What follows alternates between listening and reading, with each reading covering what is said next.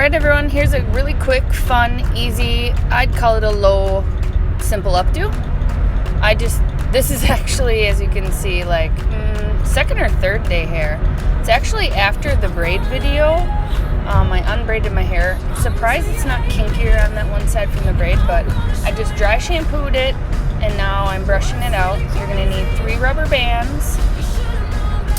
You're going to need little rubber bands, bobby pins, and hairspray. So again, my hair is already in a deep part from the other day. I'm going to take the crown area and give it a tease. This is to kind of make so my part doesn't go so far back. Spray that with hairspray. It kind of just keeps that tease in place. Then you're going to take and basically go from the crown down into a V, grabbing the whole middle section of your hair. Depending how thick or thin your hair is, this hairstyle could really be done on mostly just medium to long length hair. So you're going to take that middle section and I'm going to rubber band it off with the bigger rubber band. You could use little ones, I just have thicker hair. And then the sides, you're going to do the same thing. So you're really going to make 3 ponytails in the back. You can do them as low or as high as you want. I want this to be a little bit sleeker in the front. So the more sleek you want the front, go lower in the back. So I'm going to rubber band the sides off. And you could do more than 3, depending if your hair is really long and really thick. You could add an extra pony in there, or vice versa. If your hair is not as thick as mine, you could just almost separate it into 2 pigtails. It's just going to depend how you want the back to look. And what we're going to be doing is a basic braid, wrapping it into a braided bun. So like I said, super fun, super simple. You could really do this on any age too. Adult, toddler, anybody. And it's, like I said, it's pretty easy as long as you know how to do a regular braid. So like I said, 3 ponytails. And see how I missed that neck piece? We'll fix that later. So now I'm going to take and just braid a normal braid. And I apologize ahead of time. There's a part of the video that I get a little out of the camera. I didn't realize that you couldn't see. I needed to move over a little bit, but I couldn't. So braiding it down, and what I do is I start the braid and I go about halfway down on them, because obviously on everyone's head, the back of our head is the hardest to do. I have to kind of switch to the side because your arms can only bend so far back. So for this, you're going to try to braid it as far as possible down to the bottom, because you don't really want too much of a tail. So then you're going to rubber band that off.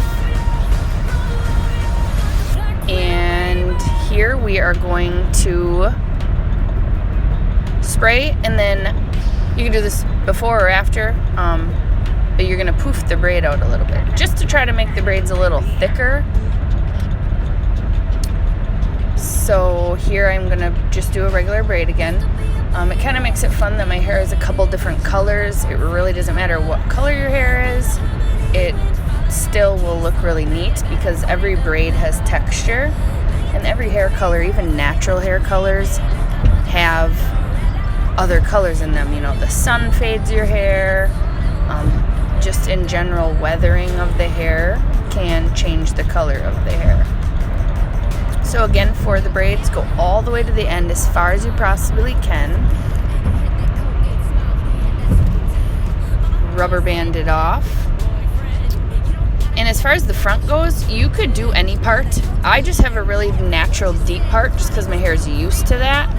So you could do a middle part, you could do a side part, but not as far. You could do a zigzag part, that would be fun. It would kind of break it up. But the way I tease the top and kind of smooth that part where that middle ponytail, that's kind of important because that's what hides those separations. Because you have 3 braids, so you really don't want to see the parts in the back. So that's why it's important to tease that top part and kind of smooth it over, because that will determine how much your parts are hidden. So go all the way to the end as far as you possibly can.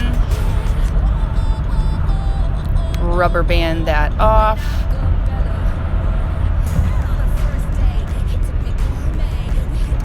I have trouble grabbing the rubber band with my nails. The struggles of beauty, I tell ya. So rubber banding it off, and then the next step will be to try to just poof the braids a little bit. You don't have to poof the braids at all, depending on how thick your braids are or how you want the back result to look, I guess. But I'm going to poof them a little bit because I really want kind of a messier braid. So don't be afraid if when you're pulling the braid apart little pieces pop out, because it's really okay. Because honestly, the messier or poofier the braid is, the better when you wrap around your ponytail that it's going to hide that rubber banded area. So now is where the bobby pins come in. And I believe right here is where I kind of get out of the camera, and I apologize again.